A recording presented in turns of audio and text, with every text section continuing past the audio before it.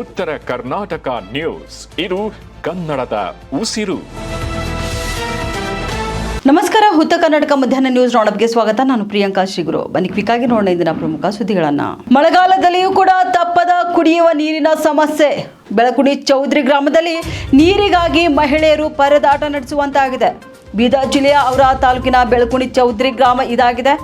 ಕಳೆದೆರಡು ತಿಂಗಳಿಂದ ಗ್ರಾಮದಲ್ಲಿ ಕುಡಿಯುವ ನೀರಿನ ಸಮಸ್ಯೆ ಎದುರಾಗಿದೆ.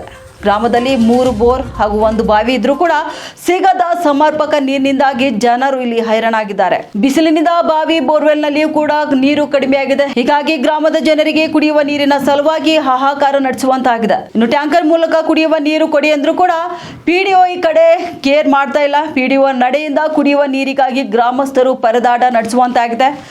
ಗ್ರಾಮೀಣಾಭಿವೃದ್ಧಿ ಸಚಿವ ಈಶ್ವರ್ ಖಂಡ್ರೆ ಗಮನ ಹರಿಸುವಂತೆ ಗ್ರಾಮಸ್ಥರು ಅವರಲ್ಲಿ ಮನವಿಯನ್ನ ಮಾಡಿಕೊಂಡಿದ್ದಾರೆ. ಗ್ರಾಮದ ಮಹಿಳೆಯರಿಂದ ಈಶ್ವರ್ ಖಂಡ್ರೆ ಹಾಗೂ ಪಿಡಿಒಗೆ ಮನವಿಯನ್ನ ಸಲ್ಲಿಸಿದ್ದಾರೆ.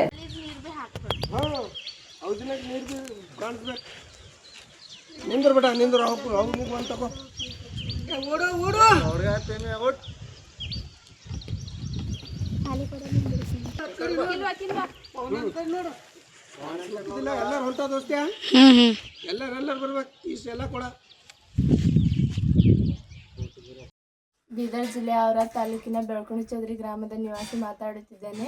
ಈ ಊರಿನಲ್ಲಿ ನೀರಿನ ಸಮಸ್ಯೆ ತುಂಬ ಉಂಟಾಗಿದೆ. ಇಲ್ಲಿ ನೀರು 8 ದಿವಸ ಬರ್ತವೆ ಮತ್ತು ಸ್ಕೂಲಿಗೆ ಹೋಗೋ ಮಕ್ಕಳಿಗೆ ತುಂಬ ತೊಂದರೆ ಆಗ್ತಾ ಇದೆ. ನೀರು ಯಾವಾಗಲೂ ಬರುವುದೇ ಇಲ್ಲ. ವಾಟರ್ ಮ್ಯಾನ್ ನೀರು ಬಿಡ್ತಾನೆ ಇಲ್ಲ. ಹಾಗಾಗಿ ಇಲ್ಲಿ ನೀರಿನ ಸಮಸ್ಯೆ ತುಂಬ ಉಂಟಾಗಿದೆ. ಸಂಬಂಧಪಟ್ಟ ಅಧಿಕಾರಿಗಳು ಬಂದು ಭೇಟಿ ನೀಡಬೇಕೆಂದು ವಿನಂತಿಸಿಕೊಳ್ಳುತ್ತೇನೆ.